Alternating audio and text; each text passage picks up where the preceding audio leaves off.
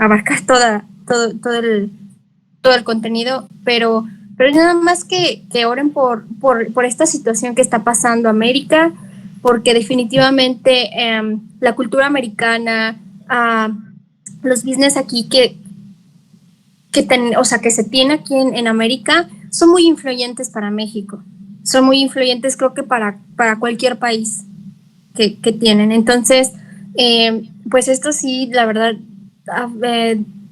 desafortunadamente se ha visto envuelto por temas políticos también.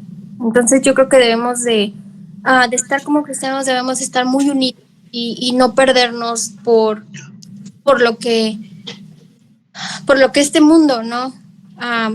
Nos tienta.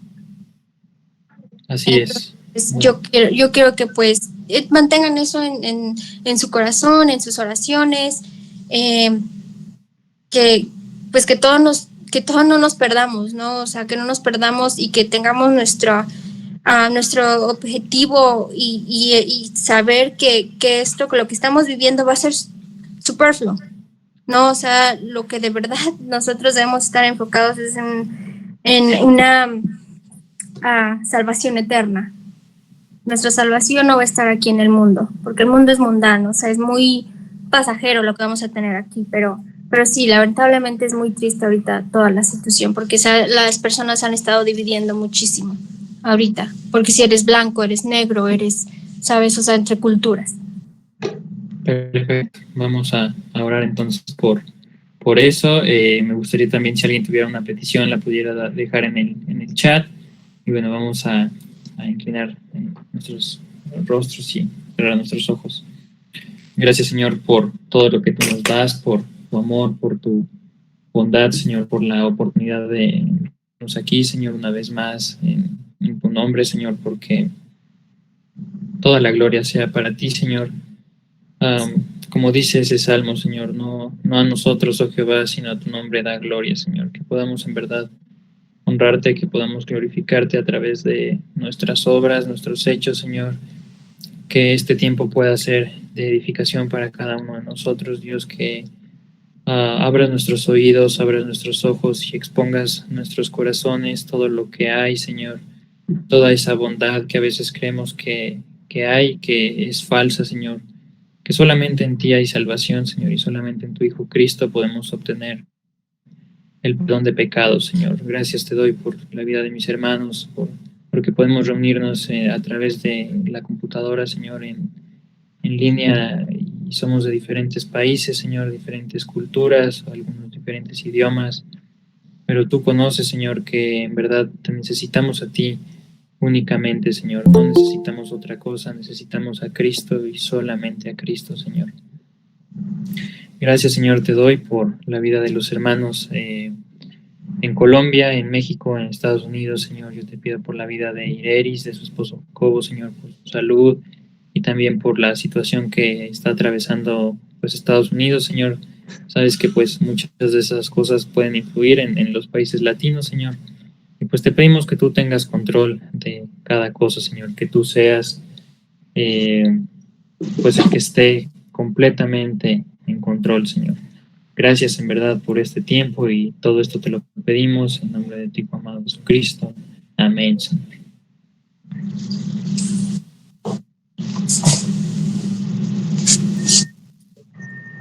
Amén. Bueno, mis estimados hermanos, es un gusto estar en esa tarde, noche ya también, para algunos. Es un placer estar en contacto con ustedes, es un placer que el Señor en su perfecta voluntad nos permita estar aquí conectados para aprender de su palabra, para compartir como hermanos en Cristo. Vamos a tener hoy la bendición de hablar un poco sobre la parábola del hijo pródigo. Hoy será a cargo, o estarán pues nuestros hermanos expositores, Luis Manuel Duque, de la Iglesia Reformada Nación de Dios, en Cartagena, en Colombia, Ricardo Perbone, de la Iglesia de la Gracia en Tlaxcala, México, y nuestro hermano Said Nieves, de la Iglesia Palabra de Vida Eterna, en Valledupar, Colombia. Entonces, es un gusto para nosotros ser parte de ese proyecto o este proceso de aprendizaje donde el Señor nos permite recibir de su misericordia y escuchar de su palabra. Entonces, les damos este paso, este momento a nuestros hermanos expositores para que pues nos saluden, para que pues nos dejen ver su bendecido rostro y escuchar su voz. Mis hermanos Luisma, bueno, mi hermano Ricardo, que ahorita estaba hablando, no sé si nuestro hermano Luisma y nuestro hermano Zair quisieran por aquí saludarnos un momento antes de dar inicio como tal a la exposición. Sí, mis hermanos, bendiciones a todos. Bueno, alegre de estar aquí con ustedes, de compartir de nuevo. Teníamos un rato que por lo menos yo no lo hacía y nada, feliz de compartir mesa de trabajo con estos dos hermanos míos que son una eminencia y bueno, que Dios nos ayude a exponer su palabra.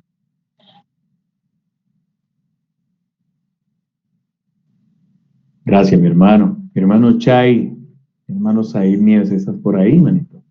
Sí, sí. Qué gusto saludarles a todos. Para los que no me conocen, Zair Nieves. Y bueno, de verdad es un gusto poder compartirnos estas verdades de la palabra acerca de lo que Dios hace en Cristo por nosotros.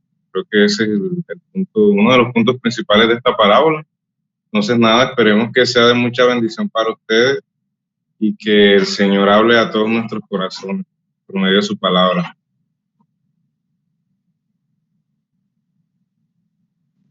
Amén, mi hermano, amén. Que así sea. Bueno, el orden de esta tarde estaría nuestro hermano Luisma en la parte introductoria acerca de la parábola, como la definición del género, definición de la palabra, del por qué Jesús habló en parábolas, etcétera. Nuestro hermano Luisma nos va a dar esa profundidad. Luego tendríamos ya como tal la primera parte de la parábola del hijo pródigo, que estaría exponiendo nuestro hermano Ricardo. Y ya la segunda parte, que es donde estamos sobre el padre y el hijo mayor, la explicación de los personajes, donde está las enseñanzas y aplicaciones, estaría a cargo de nuestro hermano Zair. Mis hermanos, cabe mencionar que tendríamos un tiempo de 10 minutos o máximo 15 minutos cada uno de nuestros expositores. Al final estaremos teniendo una sección de preguntas donde cada uno podamos exponer las preguntas que tengamos acerca de lo que se ha estado hablando durante este momento. Y pues estamos ya ansiosos de escuchar a nuestros hermanos y amados expositores. Entonces, mi hermano Luisma tiene la bondad de dar inicio como tal a lo que es este tiempo de estudio en esta tarde. Bueno, mis hermanos, los saludo de nuevo a todos. De verdad que una bendición estar aquí, apartar este tiempo de la semana para orar, para preguntar cómo estamos unos y otros y para hablar de una parábola que a veces, a veces como dice un amigo mío, o sea, hemos sido criados, la mayoría en esta tradición evangélica, algunos han tenido la fortuna de ser criados en la tradición reformada y, y así sea en la tradición pentecostal. Muchos de nosotros hemos sido criados en estas parábolas, en estas historias, y ya como que es un poco difícil como que sorprendernos por lo que las parábolas o la escritura nos diga acerca de este tipo de parte de la palabra de Dios. Entonces, bueno, mi deseo y mi oración para mí, mientras la estudiaba, y para ustedes mientras escuchen este resumen que podemos sacar nosotros acerca de esta maravillosa parábola del Hijo Pródigo, pues mi deseo es que juntos podamos ser otra vez maravillados por lo que la Escritura dice acerca de esta parábola, que representa al Padre, que representa a su Hijo y que en ese cuadro estamos también en nosotros, porque en esa gran historia que la Biblia cuenta, que es la historia de Dios, estamos, estamos inmersos nosotros que somos sus hijos, que somos sus criaturas y que Él nos ha amado en el sacrificio de su Hijo. Entonces, en realidad, la parte que a mí me toca, espero que sea entendible porque hay una dificultad que siempre tenemos y es tratar de hacer todo un poco más complejo. Y yo creo que ese siempre, como lo he dicho varias veces cuando he podido y lo hemos experimentado nosotros, creo que admiro tanto a R.C. Sproul porque creo que el mérito sumo de él fue hacer la teología que por muchos años algunos hombres hicieron difícil y que solamente podía ser estudiada por unos pocos. Lo que para mí el mérito de Arci es que él bajó esa teología difícil a los labios del burgo, a los labios del pueblo. Entonces yo creo que en Unidos, por la doctrina bíblica, no perseguimos una idea diferente a la que perseguía el doctor Sproul, que es tratar de que la palabra de Dios sea conocida y que Jesucristo sea revelado tal cual él se ha mostrado a los hombres y él se ha revelado en su escritura. Y creo que un punto importante son las parábolas que, que el mismo Señor Jesucristo decía, porque en un sentido, las parábolas de nuestro Señor Jesucristo eran simplemente para eso. Jesús, como escuchaban en una enseñanza, Jesús no hablaba con palabras difíciles. Nosotros muchas veces vemos a personas hoy, a personas influyentes dentro del área evangélica, hacer las cosas más difíciles. Y eso es completamente contrario a lo que hacía nuestro Señor Jesucristo. Él daba ejemplos y decía parábolas que las personas pudiesen entender. En ese momento, la vida giraba en torno a la agricultura y la mayoría de parábolas de nuestro Señor Jesucristo giraban en torno a la agricultura, giraban en torno a los impuestos, giraban en torno a la ganadería, giraban en torno al alquiler, giraban en torno a las perlas. Jesucristo siempre enseñó de una manera que el pueblo que no era estudiado pudiese entender. Entonces creo que las parábolas, eso es un sentido de las parábolas y ese es un uso que le da a nuestro Señor Jesucristo. Ahora, la palabra parábola no es una parábola que sea una parábola simple, sino que es una palabra simple, sino que se compone de dos partes, la palabra para y en el griego la otra palabra que es bolas, y que esa composición significa, por un lado, estar de pie al lado de algo, y por el otro lado es correr o lanzar algo. Entonces, en conjunto, la palabra parábola significa decir una verdad decir una verdad ejemplificada con algo al lado. Es decir, tiras o lanzas una verdad y junto a esa verdad lanzas algo más para que esa verdad que estás diciendo sea mucho más fácil, sea mucho más entendible. Y en esa definición, pues un poco simple, un poco escueta, es lo que nosotros rescatamos de las enseñanzas en parábola del Señor Jesucristo. Para nadie es un secreto que la Biblia tiene varios géneros, tiene un género poético en prosa, tiene un género histórico, tiene un género narrativo, tiene salmos, y uno de esos géneros que nosotros encontramos en la escritura son las parábolas que, que muchas veces muchas personas han intentado por mucho tiempo decir que es la manera más fácil de enseñar al pueblo y que en los púlpitos no debería haber narrativa, sino que debería haber parábola, porque el Señor Jesucristo solamente enseñó en parábolas, pero nosotros sabemos que en realidad las parábolas significaban una ilustración de lo que el Señor Jesucristo estaba tratando de decir. Jesucristo nunca dijo una parábola en los evangelios que fuese suelta. Él nunca dijo, bueno, estoy aquí y digo una parábola, sino que siempre las parábolas de Jesucristo le guiaban al pueblo a ilustrar una verdad doctrinal que él ya había dado antes. Entonces Jesús hablaba en parábolas porque la primera de las dos razones ya la dijimos. Primero, para poder hacer que el pueblo le oyera, para que el pueblo pudiese entender en maneras sencillas lo que el pan de Dios, lo que el Hijo de Dios, lo que la verdad misma necesitaba comunicar al mundo. Pero en otro sentido, y es un sentido que muchas veces nos cuesta como cristianos, nos cuesta como predicadores que somos del Evangelio con palabras y con obras, es un sentido que muchas veces nos cuesta aceptar. Pero el mismo Señor Jesucristo en Lucas 8 dice, los discípulos creo que le recriminan un poco y le dicen, pero ¿por qué le hablas en parábolas a este pueblo? Si sabes que las parábolas muchas veces tienes que darle explicación, porque si no das la explicación, si no das un contexto, muchas veces no se van a entender. Y la respuesta del Señor Jesucristo es magistral, le dice a ustedes les he dado conocer los secretos del reino de Dios, mas a esto les hablo en parábolas para que teniendo oídos no oigan y no escuchen. Entonces es simple. Por un lado, las parábolas sirven a aquellas personas que tienen un corazón dispuesto a aprender, a conocer más profundamente lo que Dios tiene para decirles.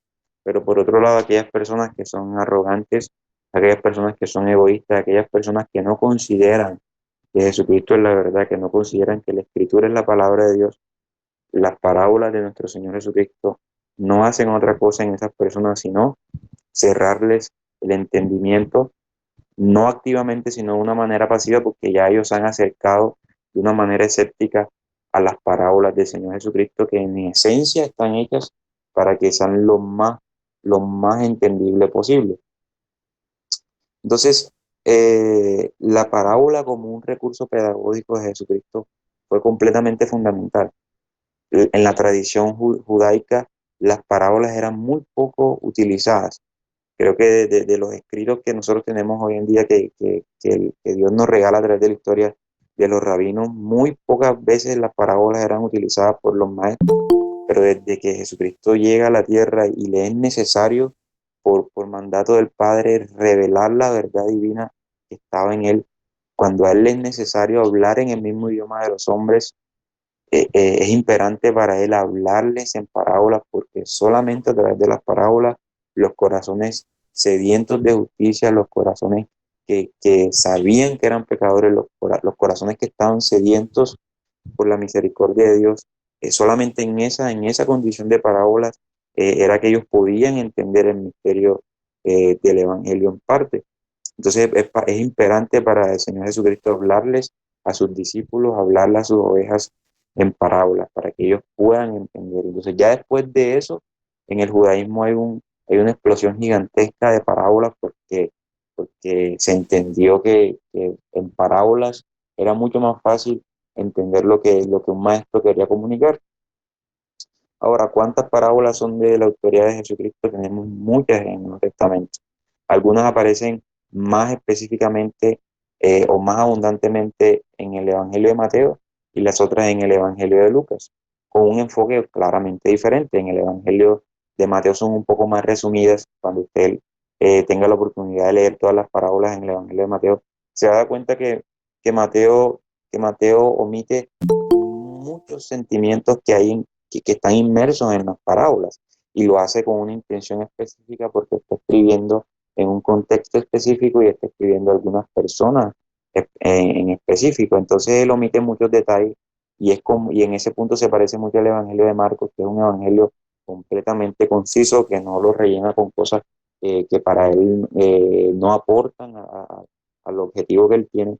Pero cuando usted va al Evangelio de Lucas, eh, y estudie el Evangelio de Lucas, usted se va a dar cuenta que las parábolas en Lucas incluyen los sentimientos, como la parábola del samaritano, del buen samaritano.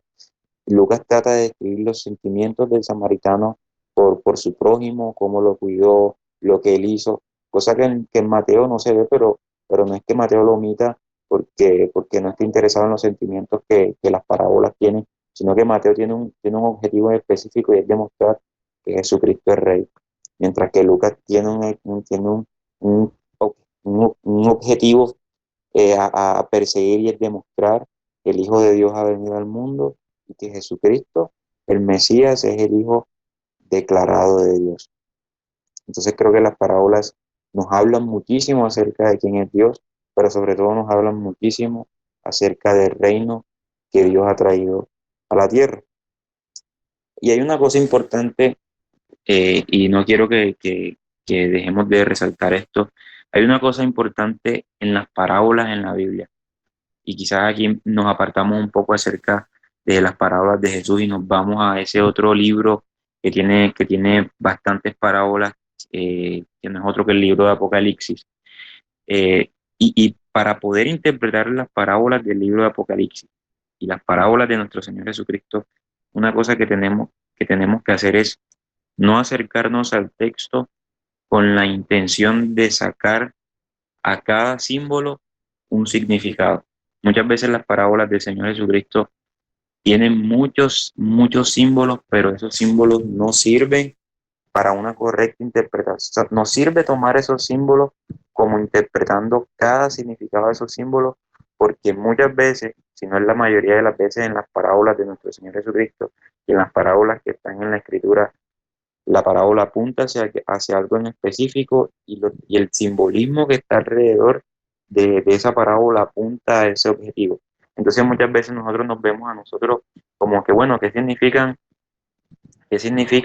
las cuatro pezuñas de los cuatro caballos, de los cuatro jinetes, de los cuatro caballos? Y si nosotros sumamos esas cuatro pezuñas de esos cuatro caballos, dan 32, y 32 es versículo, entonces nos perdemos completamente. Y hay otras parábolas en que simplemente Jesucristo rompe literalmente el molde de lo que nosotros creemos que es lo esencial, como en la parábola del mal administrador o del mayordomo malo. No sé si se acuerdan de esa parábola en donde el Señor Jesucristo dice, bueno, mira, había un mayordomo que despilfarraba los bienes de su jefe, despilfarraba todos los bienes de su rey. Y una vez vino ese rey, le fue advertido que ese mayordomo malo estaba haciendo, despilfarrando toda su fortuna, y le dijo, bueno, de ahora en adelante ya no serás. Se le dio aviso que el rey iba a venir y le iba a decir que de ahora en adelante él le tenía que pagar cada centavo y que iría preso si no era así. El mayordomo lo que hizo fue tomar a todos los deudores de su señor, y si un deudor debía, por poner un ejemplo en estos tiempos, si debía 100.000 pesos, entonces el mayordomo le decía a ese deudor, bueno, ahora pon en el libro que ya no debes 100.000 pesos, sino que debes 50. Y acuérdate de mí, que yo te he hecho este bien a ti, que te he rebajado la deuda, para que, claro, cuando fuese echado del palacio, tuviese amigos a quien pedirle favor. Y Jesucristo rompe el molde de lo que se supone que es moralmente bueno, de lo que objetivamente es bueno. Dice, bueno, así hagan los hijos del reino como hizo el mayordomo malo, y sean sagaces, y hagan riquezas que abunden en el cielo. Y sean sagaces, porque los hijos de este mundo son sagaces, pero los hijos del reino, entre otras palabras, Jesucristo está diciendo que los hijos del reino muchas veces no son tan sagaces para hacer el bien como si son sagaces los hijos del mal para hacer el mal. Entonces, si pusiésemos cada simbolismo que tiene la parábola, creo que perderíamos el punto de vista. Entonces, un punto importante en la hermenéutica, cuando nos acerquemos a las parábolas de nuestro Señor Jesucristo y a las parábolas de la Biblia, es eh, no quedarnos en los detalles, sino ver que la parábola está apuntando hacia un objetivo principal, y que eso es lo que el Señor quiere revelarnos en cada una de esas parábolas. Entonces, habiendo dicho esa introducción, voy a darle paso a mis hermanos a que nos hablen acerca de esta gran parábola del hijo pródigo, de cómo todo lo que ya hemos dicho en esta introducción puede ser aplicado a esa parábola, a su interpretación, a lo que significa cada uno de los personajes, sin la necesidad de caer en qué significaba el novio gordo, que era la representación de Jesucristo. Entonces, todo eso, mis hermanos. Entonces, creo que espero que les haya servido esta introducción hacia lo que es el género de las parábolas, algunos principios exegéticos, lo que debemos hacer, lo que no debemos hacer, la diferencia entre por lo menos las parábolas de nuestro Señor Jesucristo y otras parábolas en la Biblia, como el libro de Apocalipsis. Y bueno, espero que de verdad seamos edificados en este estudio. Cualquier preguntita, creo que dirá que será al final o ahora, pero bueno, los dejo con ellos. Mi hermano Luis, muchísimas gracias. Aprovechamos también ese momento para darle la bienvenida a todos los que apenas se han estado conectando, los que, pues gracias a Dios, han podido hacer conexión eh, a ese momento de estudio. Entonces, siéntanse bienvenidos, que el Señor les bendiga. En ese momento, pues le damos paso a nuestro hermano Ricardo, que nos va ya a introducir en lo que es la parábola del hijo pródigo. Va a ser la primera parte. Entonces, mi hermano Ricardo, te cedo la palabra, mi hermano.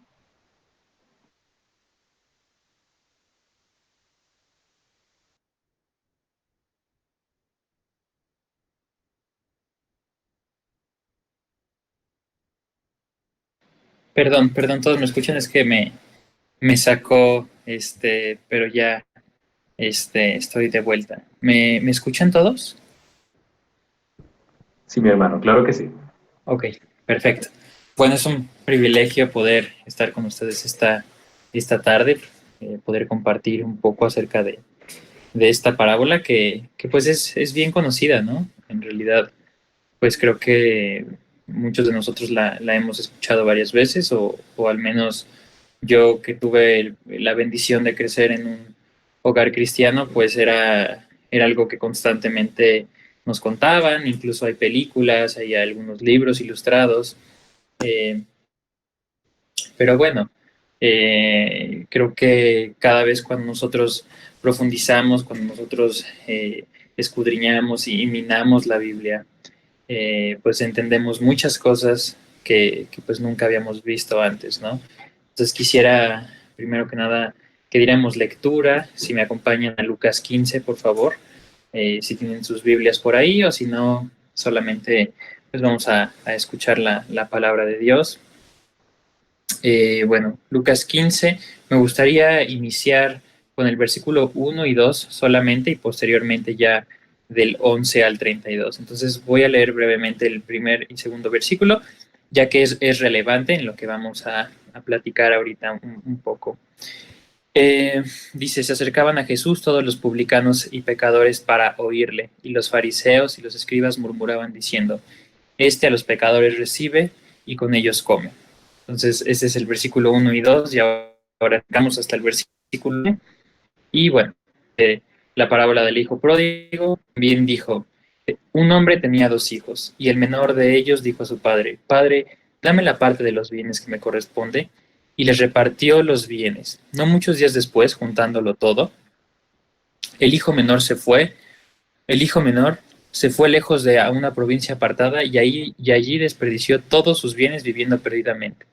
Y cuando todo lo hubo malgastado, vino una gran hambre en aquella provincia y comenzó a faltarle. Y fue y se arrimó a uno de los ciudadanos de aquella tierra, el cual envió a su hacienda para que apacentase cerdos. Y deseaba llenar su vientre de las algarrobas que comían los cerdos, pero nadie le daba. Y volviendo en sí dijo, ¿cuántos jornaleros en la casa de mi padre tienen abundancia de pan, y yo aquí perezco de hambre? Me levantaré e iré a mi padre y le diré, Padre, he pecado contra el cielo y contra ti. Ya no soy digno de ser llamado tu hijo. Hazme como uno de tus jornaleros. Y levantándose vino a su padre, y aun cuando estaba lejos lo vio su padre, y fue movido a misericordia, y corrió y se echó sobre su cuello y le besó. Y el hijo le dijo, Padre, he pecado contra el cielo y contra ti. Ya no soy digno de ser llamado tu hijo. Pero el padre dijo a los siervos, sacad el mejor vestido y vestidle, poned un anillo en su mano y calzado en sus pies, traed el becerro más gordo y matadlo, y comamos y hagamos fiesta. Porque mi hijo muerto era, ha revivido, se había perdido y es hallado. Y comenzaron a regocijarse. Y su hijo mayor estaba en el campo, y cuando vino, llegó cerca de la casa y oyó música y las danzas. y llamando a uno de los criados le preguntó qué era aquello. Y él le dijo, tu hermano ha venido, y tu padre ha hecho matar el becerro más gordo por haberle recibido bueno y sano. Entonces se enojó y no quería entrar. Salió por tanto su padre y le rogaba que entrase. Mas él respondiendo, dijo al padre, he aquí tantos años te sirvo, no habiéndote desobedecido jamás, y nunca me has dado ni un cabrito para gozarme con mis amigos. Pero cuando viene este tu hijo que ha consumido tus bienes con rameras, has hecho matar para él el becerro más gordo. Él entonces le dijo, hijo, tú siempre estás conmigo, y todas mis cosas son tuyas, mas era necesario hacer fiesta y regocijarnos, porque este tu hermano era muerto y ha revivido, se había perdido y es hallado. Bueno, pues como dice el hermano um, Chen, él es un maestro de hermenéutica y pues él siempre dice que la Biblia habla por sí misma, ¿no? Y podemos ver y podemos leer cómo, cómo pues esta preciosa historia acerca de un hijo, o sea, tiene tres personajes. Podemos ver al hijo, podemos ver al padre, el hijo menor, al padre y al hijo mayor. Y bueno, en esta tarde pues quiero hablarles acerca del hijo mayor, pero quiero dar primero que nada una pequeña introducción de esta parábola. Charles Dickens dijo que esta era la historia corta más fabulosa que jamás se había escrito. De hecho, Lucas fue el autor que escribió más parábolas que cualquier otro de los cuatro evangelios.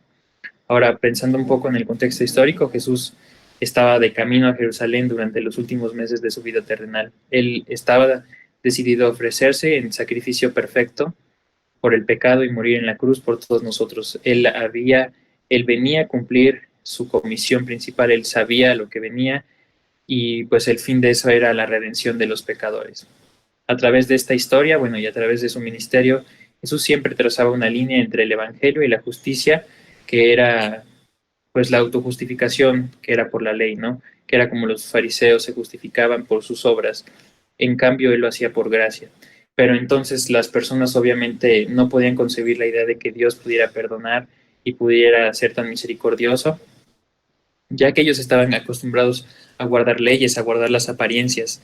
Por eso es que esto era un escándalo, que Cristo hablara estas cosas en la sociedad y que Dios extendiera la misericordia a los pecadores era algo inconcebible. De hecho, podemos ver en el capítulo 14 de Lucas, en el versículo 35, que él invitaba a todos a escuchar su mensaje.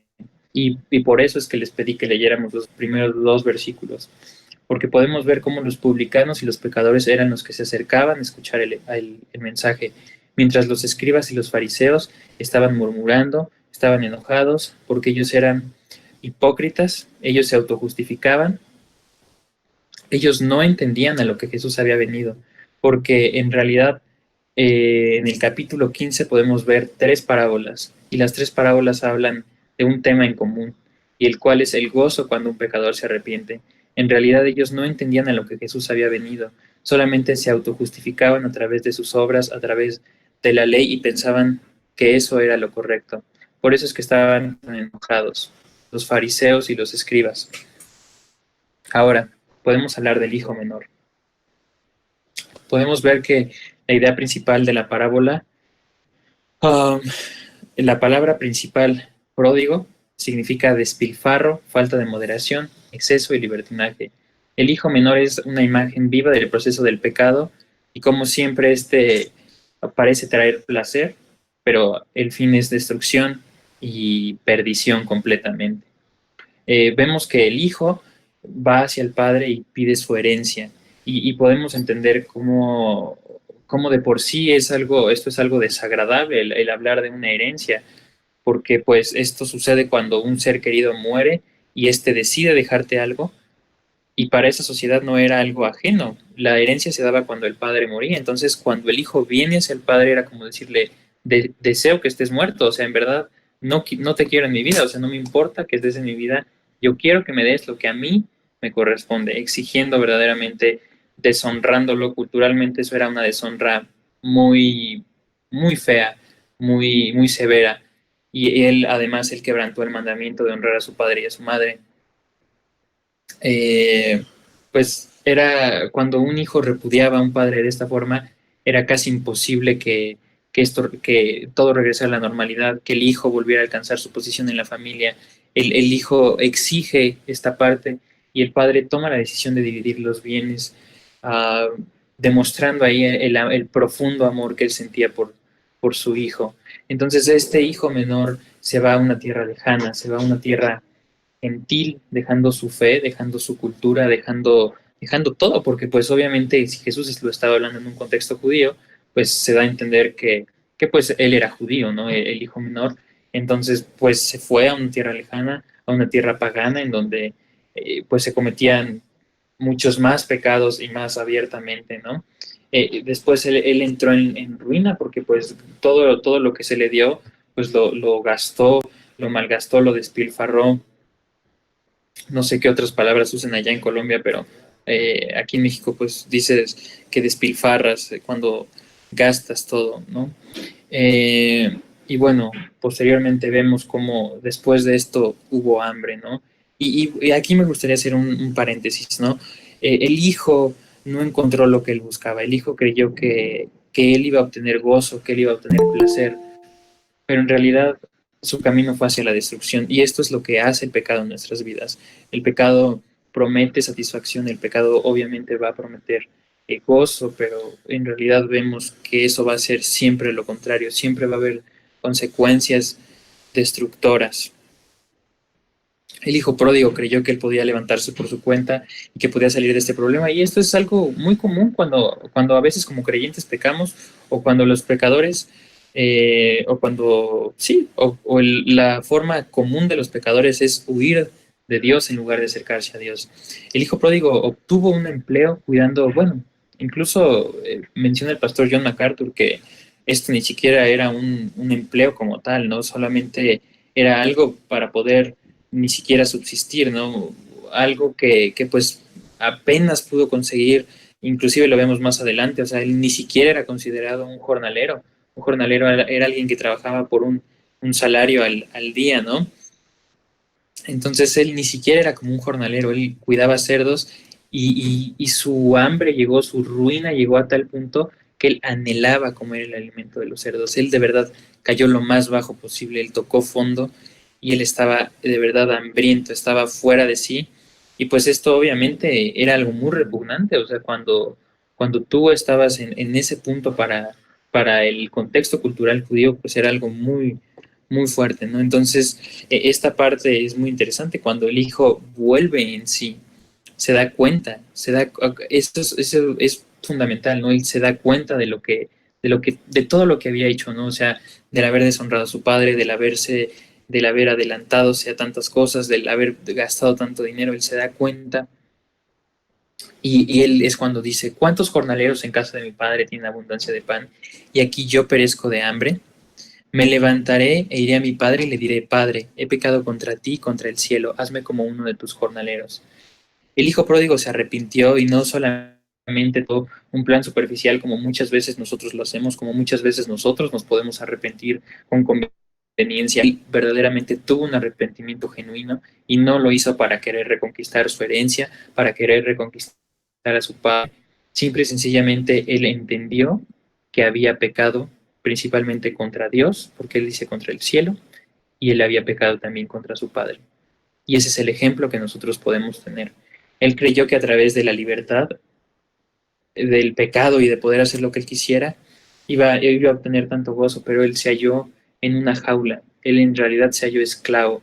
Y es como Jesús lo dijo, el que practica pecado, esclavo del pecado es. Y aquí es cuando sucede el primer paso del arrepentimiento. Cuando entendemos y se produce una recuperación de esta conciencia que ha sido cauterizada, porque todos somos pecadores, en realidad todos nosotros aquí hemos tenido que venir a los pies de Cristo, nos hemos tenido que arrepentir y reconocerle como nuestro Salvador suficiente. Y esa es la primera parte, cuando Dios nos llama y nosotros entendemos lo que hemos hecho y vemos pues todo nuestro andar, y no solamente consiste en reconocer nuestro camino, sino en ir hacia Dios, en ir hacia Él. Y ahorita vamos a ver más adelante cuál es la reacción del Padre. Y mi hermano lo va a explicar más adelante porque en verdad podemos ver la misericordia de Dios. Eh, bueno, ahora podemos ver la aplicación, pues para los creyentes es un llamado de atención, ¿no? De saber lo que el pecado va a producir en nosotros, de lo que el pecado pues hace y que siempre va a traer consecuencias, ¿no? Y estar conscientes de nuestra culpa, estar conscientes de lo que, de quiénes somos verdaderamente, porque muchas veces tenemos un concepto más alto del que deberíamos de tener. Y pues para los no creyentes es un llamado también para arrepentirse, ¿no? Para darse cuenta de su pecado. Ahora, por otra parte, también vemos a los fariseos, ¿no? O sea, el fariseo y el escriba, pues, pues son, a veces podemos ser nosotros, podemos actuar de esa forma, ¿no? Podemos ser hipócritas o inclusive pues las personas que no conocen a Cristo, que no le han reconocido, creer que solamente ellos van a obtener redención a través de sus obras, a través de lo que ellos hagan, y pues nosotros sabemos que eso no es verdad. O sea, lo que la Biblia enseña es solamente por gracia somos salvos por Jesucristo. Cuando Él nos salva, Él cambia nuestro corazón y nuestro andar también cambia. Entonces, pues tenemos esas aplicaciones principalmente. eh, y pues la verdad, para mí ha sido una parábola de mucha bendición el poder escudriñarla más a fondo y les agradezco mucho que tomen este tiempo para escuchar, para meditar en la palabra de Dios, mis hermanos. Espero haya sido de bendición. Yo concluyo ahorita mi parte y le voy a ceder mi palabra al hermano, parece ser que es Zair, ¿verdad?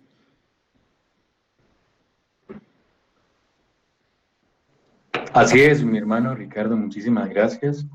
Muy buena esa profundización como tal de esa parábola. En ese momento quisiera también a nuestros hermanos que estamos acá conectados, decirle que tenemos entre ese estudio dos libros muy útiles como consultas bibliográficas.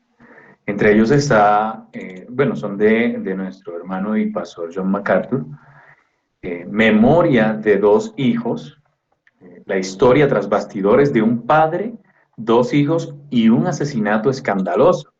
Y el otro libro se llama Parábolas, los misterios del reino de Dios revelados a través de las historias que Jesús contó. Son esos dos libros de nuestro hermano y pastor John MacArthur. Lo repito, Memoria de dos hijos es el primero y el segundo, Parábolas. Se los recomiendo totalmente, que es también eh, como ese apoyo, eh, fundamento que estamos teniendo también para esa reunión. En ese momento, bueno, le damos paso a nuestro hermano Zair para que ya tome la segunda parte de, de esa parábola. Mi hermano Zair. Buenas noches a todos mis hermanos. Qué gusto saludarles, qué gusto estar aquí con ustedes. Y bueno, sin más preámbulos, pues ya al principio me estuve presentando, Zair Nieves, para servirles, hermanos, y qué bendición poder estar compartiendo esta parábola, ¿cierto? La parte que me corresponde a mí es acerca del padre y el hijo mayor, más bien enfocándonos en ese personaje que es el hijo mayor de la historia. Y quiero que repasemos leyendo entonces en Lucas capítulo 15, desde el versículo 25 hasta el 32. Leamos ese texto. Leamos ese texto y dice así la palabra. Y su hijo mayor estaba en el campo, y cuando vino, se acercó a la casa, oyó la música y las danzas. Llamando a uno de los criados, le preguntó qué era todo aquello, y él le dijo: tu hermano ha venido y tu padre ha matado el becerro engordado porque lo ha recibido sano y salvo. Entonces el hijo mayor se enojó y no quería entrar. Salió su padre y le rogaba que entrara. Pero respondiendo él le dijo al padre: mira, por tantos años te he servido y nunca he desobedecido ninguna orden tuya. Sin embargo, nunca me has dado un cabrito para regocijarme con mis amigos. Pero cuando vino tu hijo, que ha consumido tus bienes con rameras, mataste para él un becerro engordado. Y el padre le respondió: Hijo mío, tú siempre has estado conmigo, y todo lo mío es tuyo. Pero era necesario hacer fiesta y regocijaron, porque tu hermano, estaba muerto y ha vuelto a la vida. Estaba perdido y ha sido hallado. Esa es nuestra lectura, ¿verdad? Para entonces revisar un poco a este personaje también, que es el hermano mayor. Y es que si nosotros nos vamos a el inicio del capítulo 15, podemos darnos cuenta, amigos y hermanos que estamos aquí presentes, que hay dos tipos de audiencia a la que Jesús se está refiriendo en esta parábola. Dice el capítulo 15, versículo 1, que se acercaban a Jesús todos los publicanos y pecadores para oírle. Estas personas estaban tipificando al hermano menor de la historia. Luego en el versículo 2 nos dice: y los fariseos y los escribas murmuraban, diciendo: a los pecadores recibe y con ellos come. Aquí tenemos al segundo grupo de la audiencia de Jesús, los fariseos y los escribas, ¿verdad? Los religiosos de esa época. Entonces dice que él le refirió esta parábola diciendo. Entonces, como pueden ver en Lucas 15, el 2 al 13 nos dice que esta parábola fue dedicada a los líderes religiosos y moralistas de la época que estaban escuchando a Jesús. De hecho, ahí dice claramente, ¿verdad?, que él les refirió una parábola a estas personas. Y fueron 3 parábolas, como ya mi hermano lo dijo anteriormente, pero es en el mismo contexto. Entonces, ya en este punto de la historia, todo lo que hemos visto, podemos notar que tanto el hijo menor como el hijo mayor estaban distanciados del padre que representa a Dios, hermano. El hermano menor no amaba al padre, él solamente quería su parte de la herencia, mientras que al mismo tiempo aborrecía a su padre y no tenía interés alguna en una relación con el padre. Su padre era simplemente un medio para obtener la parte de la herencia que le correspondía y gozar de las riquezas y de los bienes de la familia. Yo creo que esta es una actitud muy egoísta, ¿verdad? Y es que, mis hermanos, no hay nada peor que tener una relación en base a lo que puedas recibir de la otra persona. Qué feo eso, ¿verdad? Pero eso era lo que el padre estaba pasando con su hijo mayor y con el menor también, ¿cierto? Y eso fue muy notable al punto de que el hijo menor dice la palabra que toma la herencia y se va lejos, a un lugar extraño donde no tenga que rendir cuentas al padre y donde pueda llevar su vida alejado de una relación con el padre, ¿cierto? Ya eso lo vimos. Luego tenemos al hijo mayor, quien tampoco muestra mucho interés y amor por su padre, a pesar de que, entre comillas, él estaba cerca del padre, él estaba en la casa, ¿verdad? Entonces podemos notar esto desde el principio de la historia. Fíjense que nunca vimos al hijo mayor protegiendo el honor de su padre cuando el padre fue gravemente irrespetado por esa propuesta atrevida del hijo menor. El hijo menor le dice: dame la parte de la herencia de los bienes que me corresponden, pero tienen que recordar que en ese tiempo solamente los hijos recibían su parte de la herencia cuando el padre estaba muerto. En otras palabras, el hijo menor, le estaba diciendo: yo quiero esa herencia a costa de tu vida si es necesario. Así que esto era un insulto grave para el padre, ¿verdad? Pero vemos que el hijo mayor, quien tenía que responder por el honor de su padre, no estaba presente ahí, no estaba presente, ¿cierto? Entonces eso nos deja ver la manera en que el hijo mayor también estaba alejado del padre, no amaba a su padre. El hijo mayor tenía la responsabilidad de defender y proteger el honor de su padre frente a cualquier tipo de irrespeto. Sin embargo, este hijo, el de esta historia, el hijo mayor de esta historia, nunca estuvo presente cuando su padre más lo necesitaba. Al final de la historia también podemos notar el mismo tipo de indiferencia, ya que en el día más feliz del padre, por causa del regreso de su hijo menor, este padre manda a preparar un gran banquete para celebrar el regreso de su hijo perdido. Sin embargo, vemos que el hijo mayor tampoco estaba ahí, dice que estaba en un campo y también dice que no quiso unirse a la celebración de la felicidad de su padre. Y esto nos da una muestra, hermanos, que en el fondo de su corazón él no amaba al padre. Tal cual como ocurrió al principio de la historia con el hijo menor, el hijo mayor tampoco estaba interesado por una relación de amor con el padre. Él simplemente estaba cerca del padre para gozar de los beneficios del padre, de la herencia del padre, mientras que al mismo tiempo lo aborrecía en su corazón.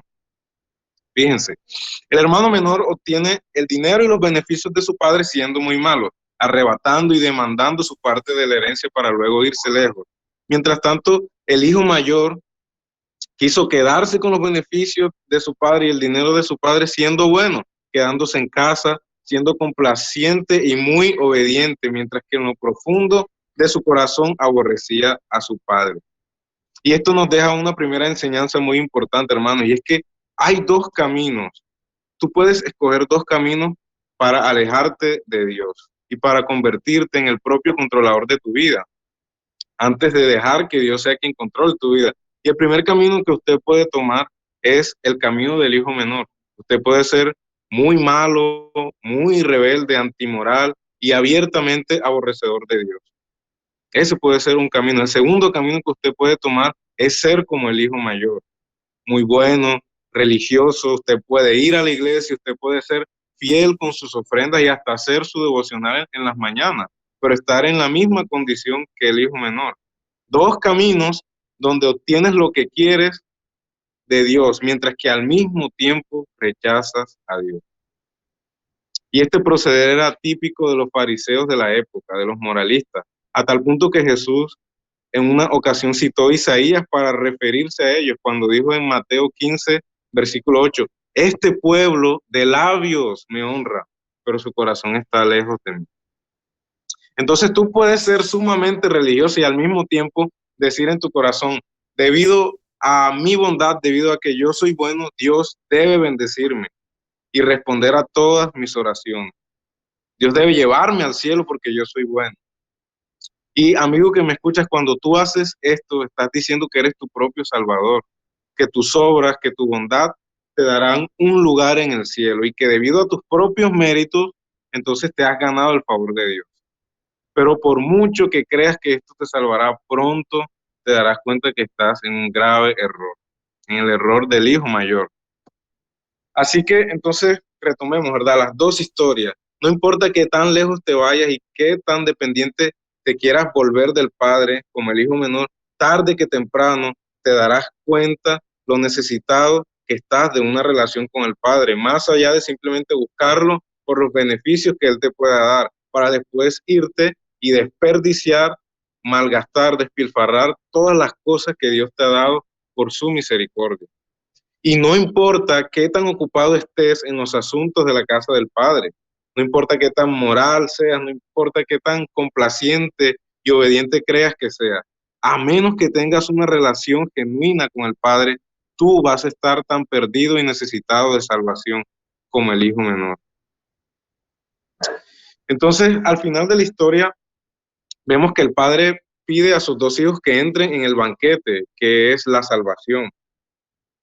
Y luego de darnos cuenta de que los dos están totalmente perdidos, ¿verdad? Distanciados del Padre, nos damos cuenta de que curiosamente es el hijo menor el que acepta entrar en el banquete y el hijo mayor no entra.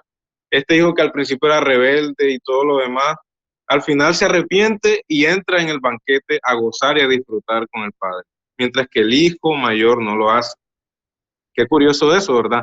El hijo malo se salva a pesar de su maldad, mientras que el hijo bueno se pierde a pesar de su bondad.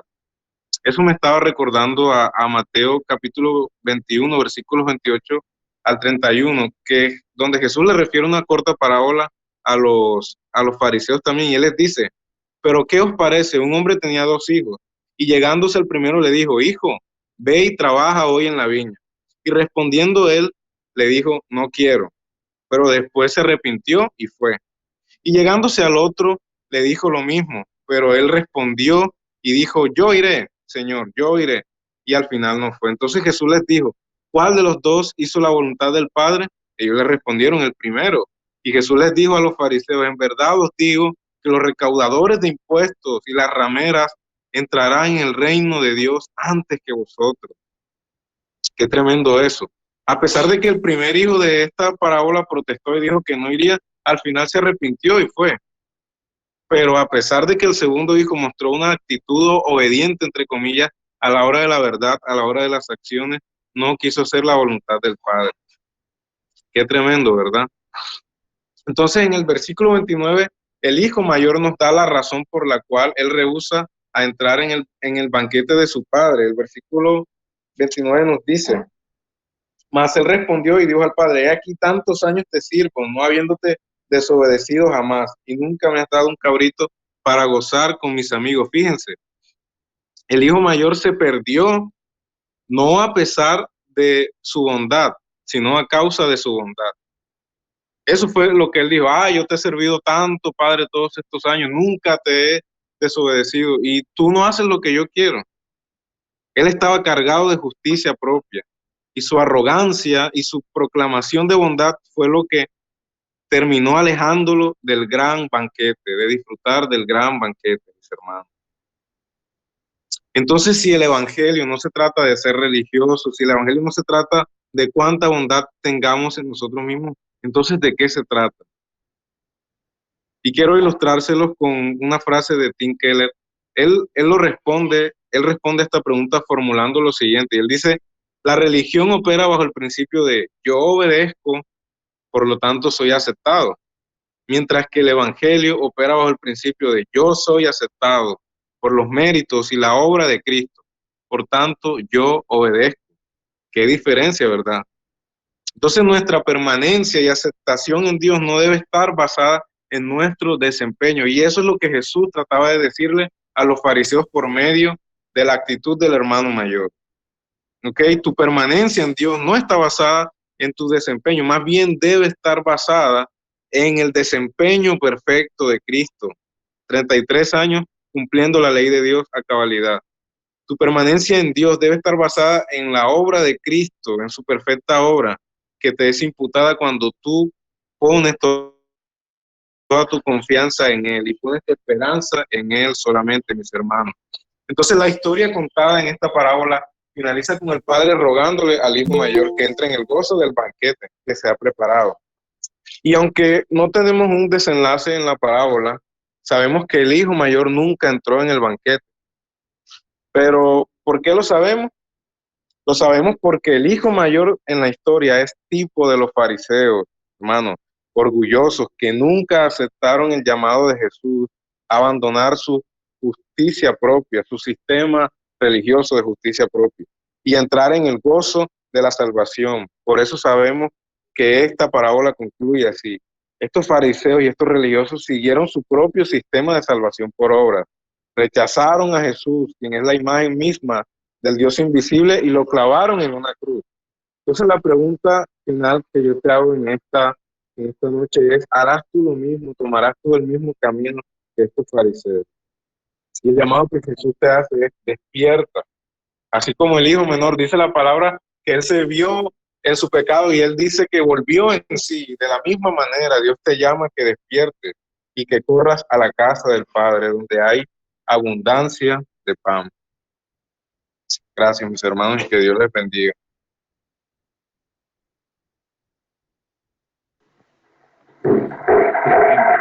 Tremendo, mi hermano Chay, tremendo. Realmente esa parte del hijo mayor, ¿no? Me llama muchísimo la atención.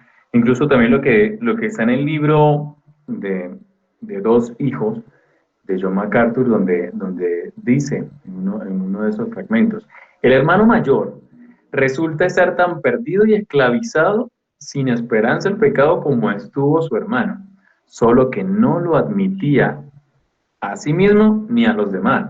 Y eso, pues, es muy interesante ver cómo lo expone mi hermano Chay aquí, porque da una nueva perspectiva. Créeme que desde el punto en el que yo lo estaba viendo, da una nueva perspectiva acerca de esta parábola, y me parece muy, muy interesante.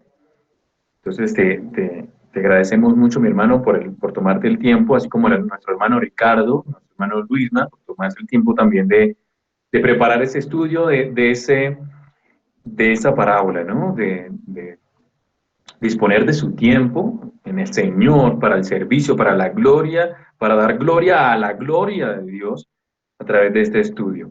En este momento, mis hermanos, no sé si alguno de ustedes tiene alguna pregunta, alguna duda acerca de todo lo que hemos estado o que, bueno, han expuesto nuestros hermanos en esta tarde, noche ya. Si alguien tiene alguna pregunta, aquí tenemos este espacio. Bueno, también vale recordar que si alguno quiere tomar la palabra, está en toda la libertad de activar el micrófono y hablarnos, y así nos podemos escuchar. Si no lo desea así, puede escribirlo en el chat y nosotros lo leemos.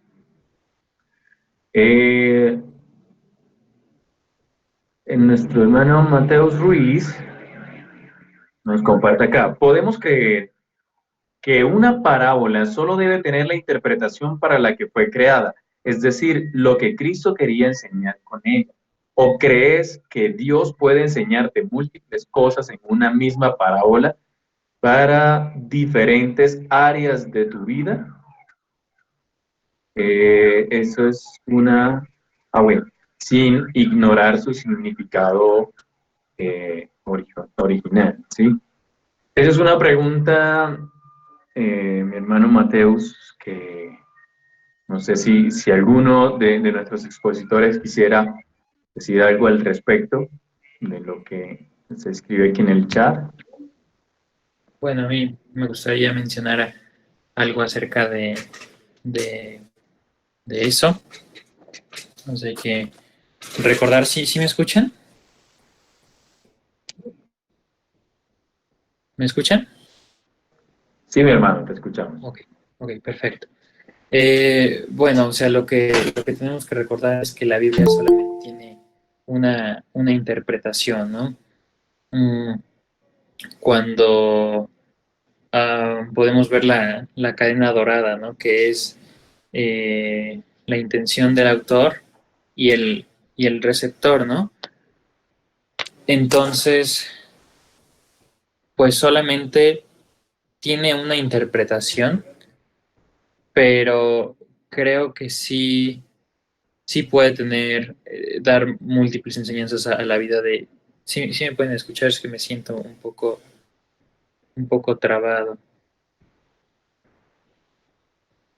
Te escuchamos perfectamente, mi hermano. Tranquilo. Ok. Pero sí tiene, pues, parte de lo que hablamos, ¿no? O sea, para creyentes, para no creyentes, cómo debe de ser el arrepentimiento. O sea, si lo podemos ver desde diferentes perspectivas. La interpretación no cambia, pero sí podemos ver cómo sí aplica para diferentes áreas de nuestra vida.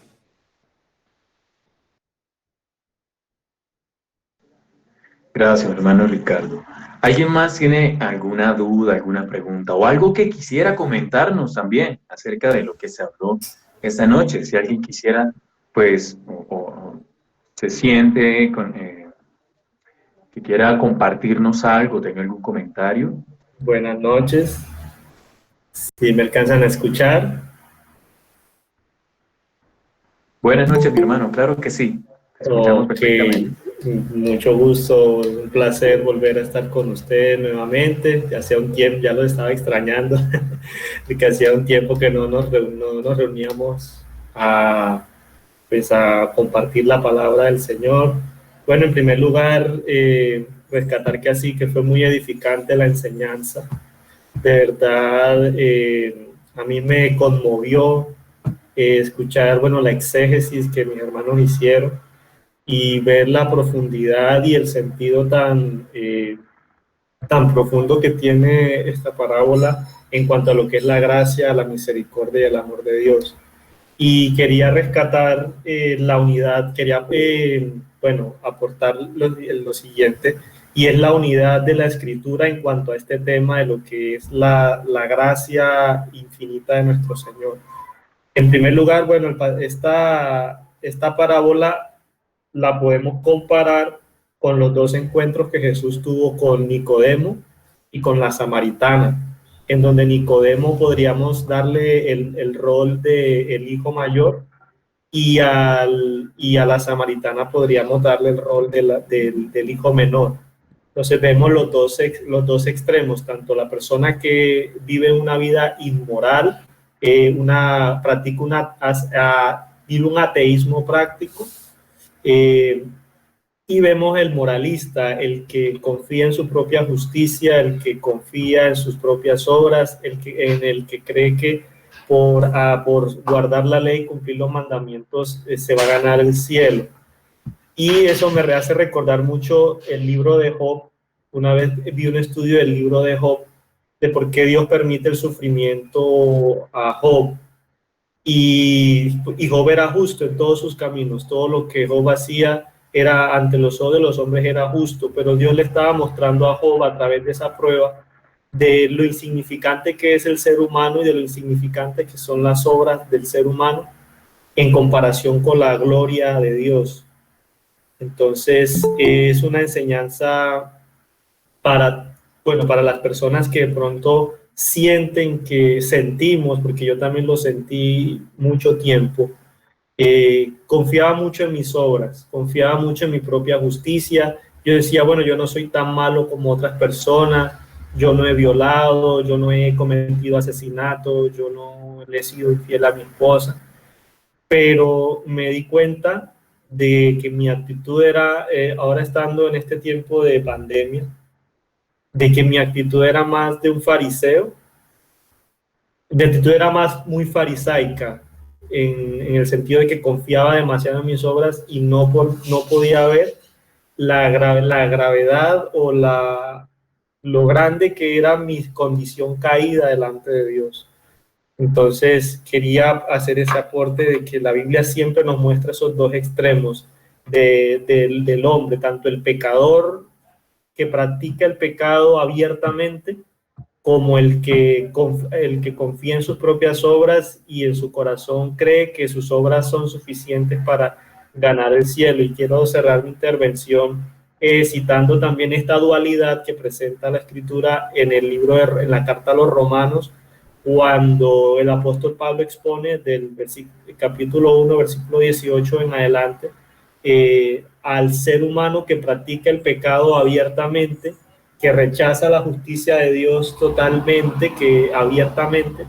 Y ya en el capítulo 2 el apóstol Pablo comienza a hablar de la persona que confía en sus propias obras, que cree que por sus obras está bien delante de los ojos del Señor, cuando realmente su condición es igual, o podríamos decir que peor, que aquel que practica el pecado abiertamente. Muchas gracias. Gracias a ti, mi hermano, muy amable por tu intervención, por ese comentario, lo valoramos muchísimo. Si alguno de nuestros hermanos que también están aquí conectados, también quiera tomar ese espacio, tomar la palabra, siéntase en libertad, ya sea de hablarlo, de expresarlo con sus palabras o escribirlo en el chat.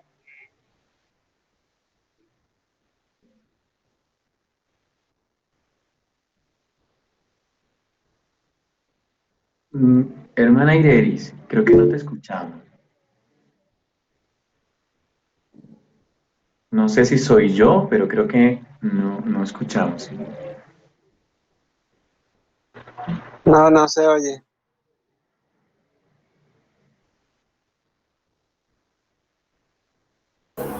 Tal vez tiene el micrófono inhabilitado. Bueno, no, o sea, no es, de pronto el computador no está reconociendo el micrófono. O no está captando el audio, o sea, no está transmitiendo el audio al computador. No sé si por algún momento pudiera conectarte a través del celular para que exactamente.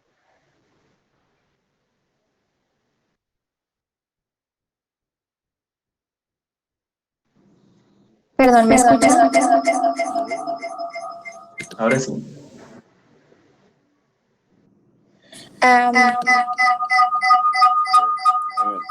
Pero toca silenciar el del computador.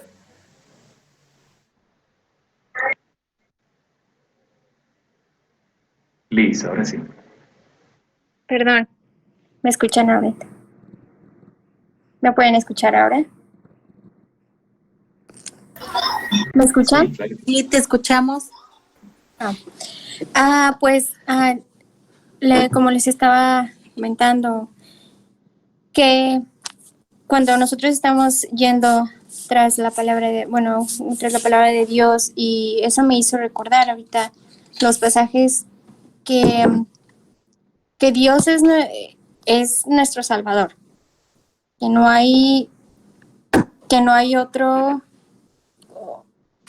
que vino y nos salvó. Entonces eso es lo que a mí me impacta, me deja, no ciertamente me impacta, sino que la palabra que busco es que me llamó la atención, más es que nos recuerda o que me recordó a mí que nada de lo que yo haga va a ser para mi salvación, que eso ya está, eso ya Dios lo hizo.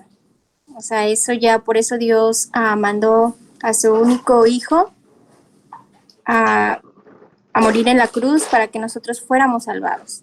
No por lo que hicimos, no por lo que debíamos hacer, por la gracia de Jesús.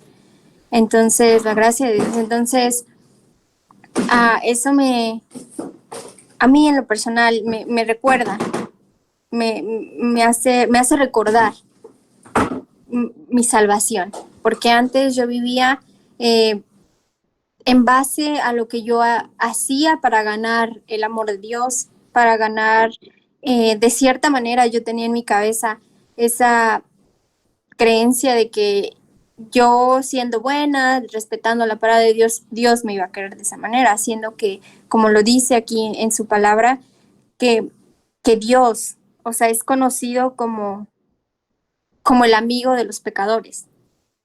O sea, Dios ama a sus hijos por igual. Que nosotros somos, debemos, o sea, todos somos amados por Dios de la misma manera, pero pocos somos los electos y para reconocer a Dios como nuestro Salvador. Entonces es lo que yo quería pues poner ese énfasis con ustedes, porque yo creo que conforme nosotros vamos pasando obstáculos en nuestra vida, siempre buscamos el crédito.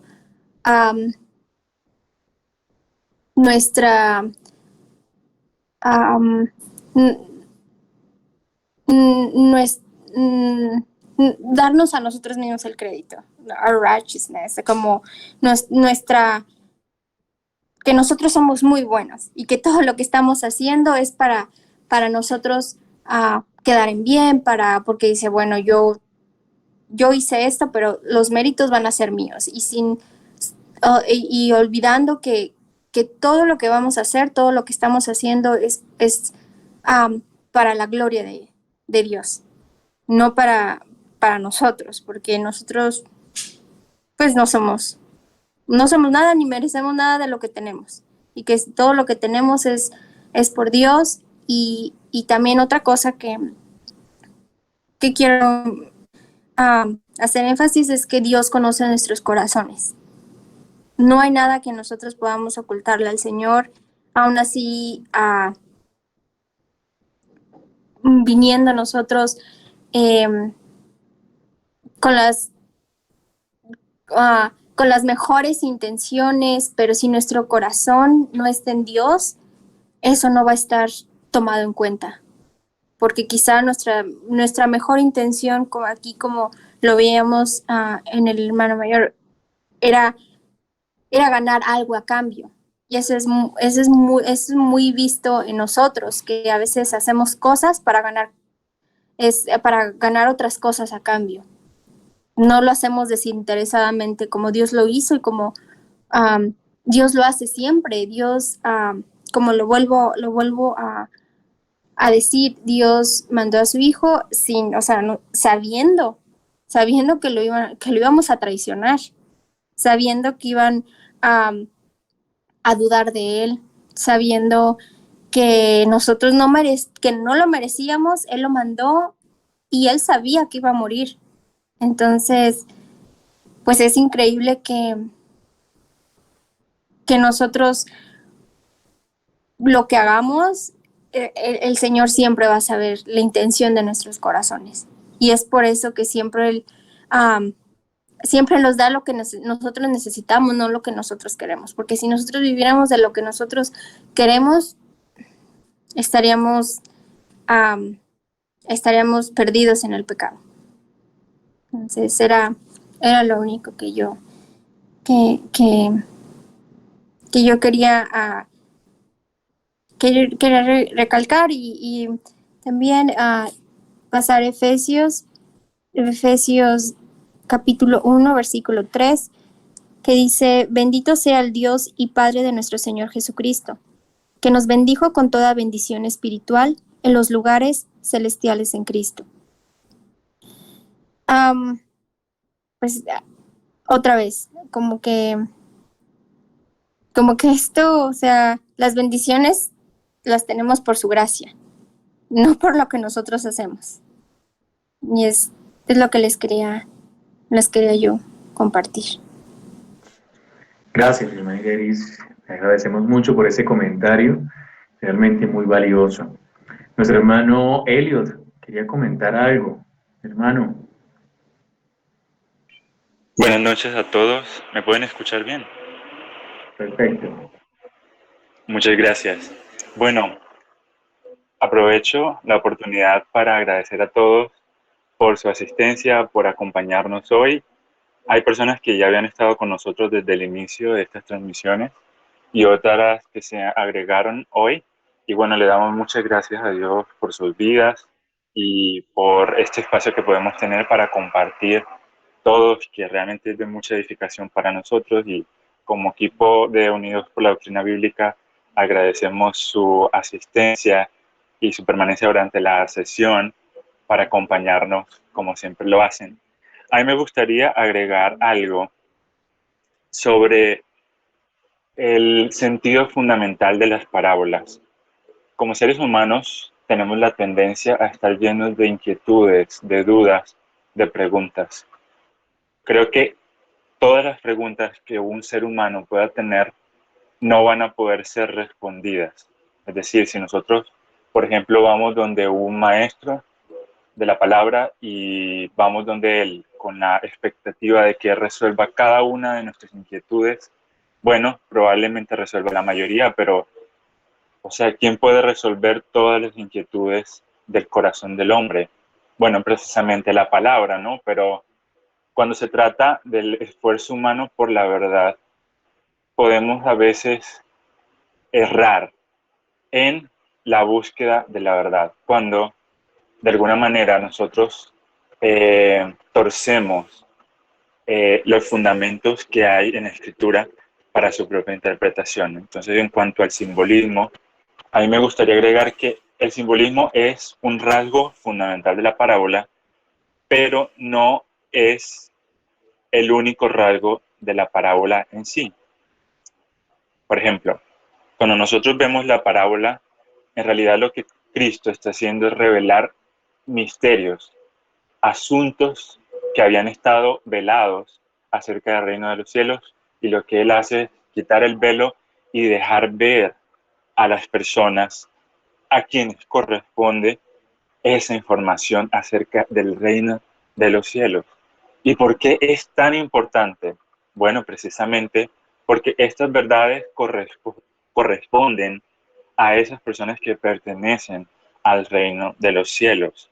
Por ejemplo, el libro de Mateo, capítulo 13, versículo 13 al 15, nos da el motivo por el cual Jesús hablaba en parábolas. Miren lo que dice. Por eso les habló por parábolas, porque viendo no oyen, y oyendo no oyen ni entienden.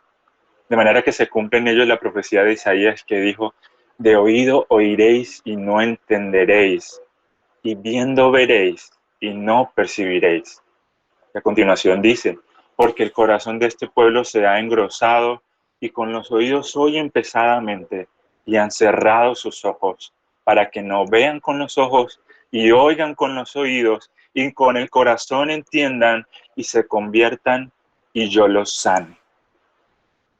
Aquí está la respuesta, porque Jesús utilizó este instrumento de la parábola En realidad la parábola es una herramienta para su predicación.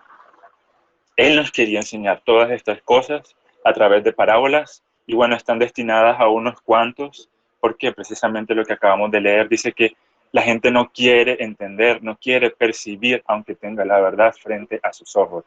Y creo que ese es el peligro que podemos atravesar cuando afrontamos la palabra de Dios y nos vamos hacia los extremos del simbolismo. Luis Manuel lo dijo muy bien al principio, es decir, hemos de entender, hemos de interpretar lo fundamental en la palabra de Dios y creo que eso es lo que nos cuesta.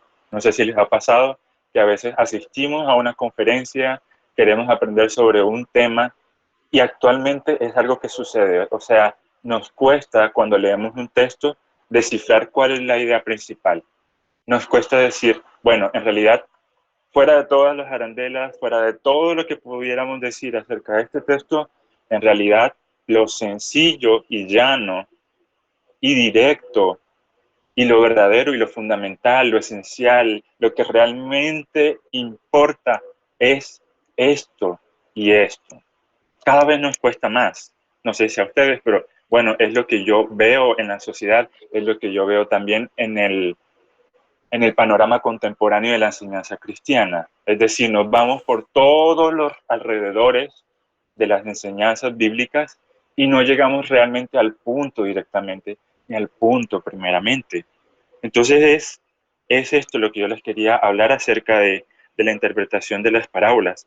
Lo que Jesús quería enseñar aquí, bueno, ya nuestros hermanos lo han explicado bastante bien. Digo yo no lo hubiese podido hacer mejor, así que les agradezco primeramente a Dios por darles la sabiduría, iluminarlos a ellos para que pudieran enseñarnos así y también a ellos por su trabajo. Pero entonces mi llamado es a lo fundamental, a lo esencial. Por ejemplo, en la parábola del hijo pródigo podríamos buscar más significados, más símbolos. Entonces, por ejemplo, si está que él estuvo frente cuidando, apacentando los cerdos y ellos estaban comiendo, sí, desperdicios.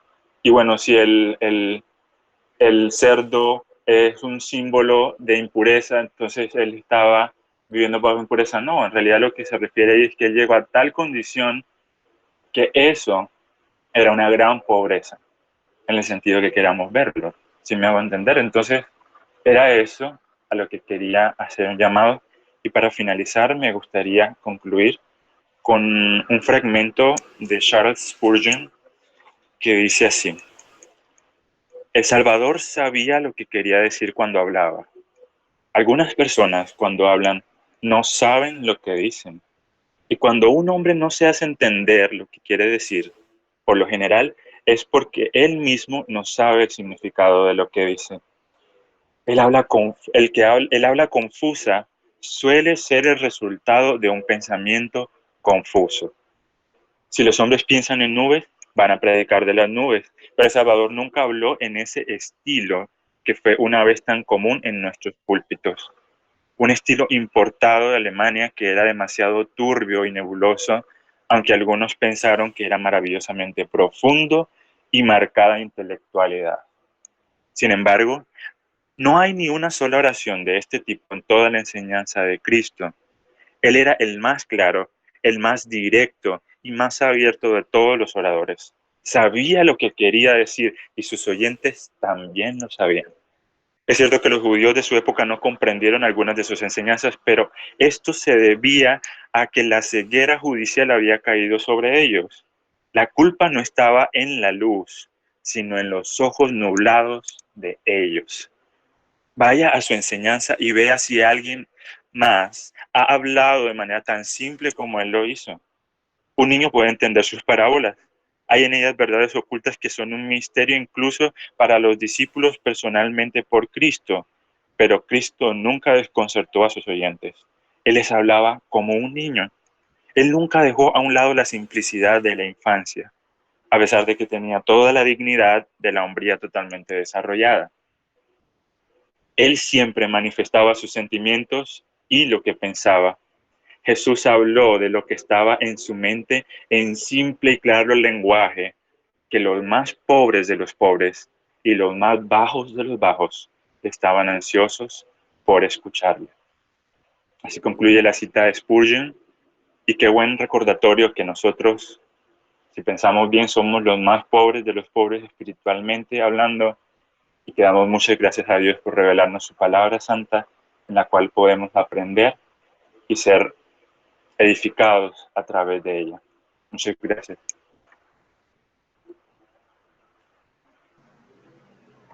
Gracias, mi hermano Elliot. Gracias por tu comentario, gracias por eso que nos compartes.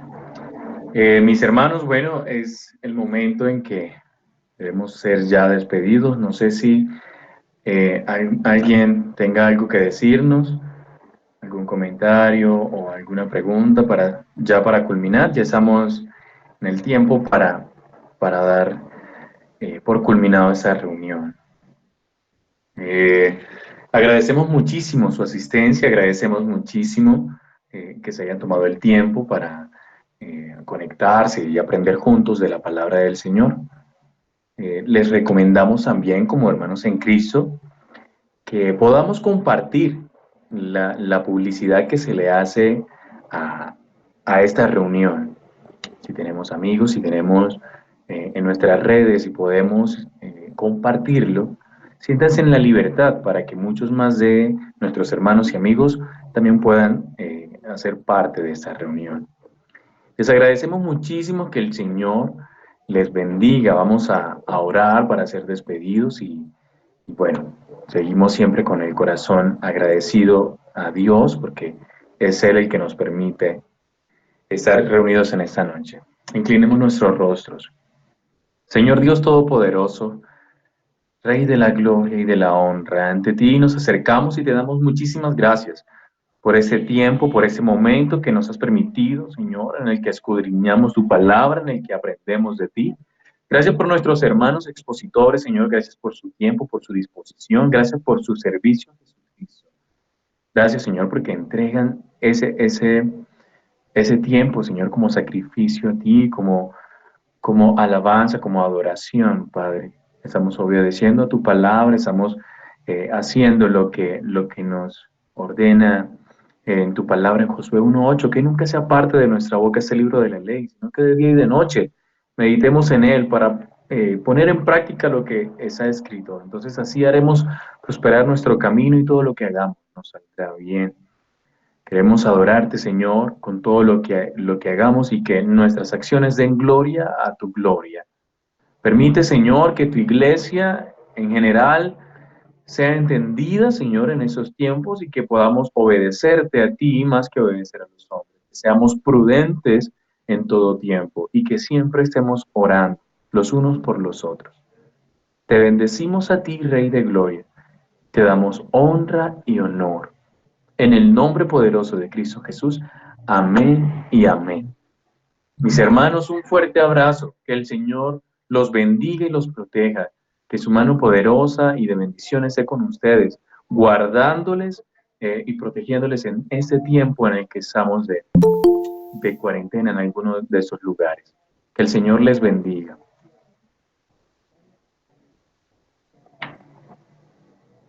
Amén, hermano. Gracias por todo. Saludos y bendiciones a todos. Amén. Mil bendiciones. Espero la próxima reunión. Gracias. Así será con el favor de Dios. Bueno, un saludo para todos. Muchísimas gracias por la invitación y que tengan una excelente noche, donde ya es de noche.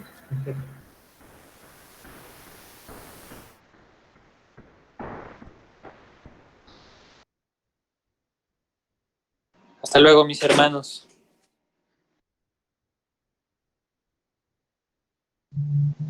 Hasta luego, mi hermano Ricardo. Un abrazo.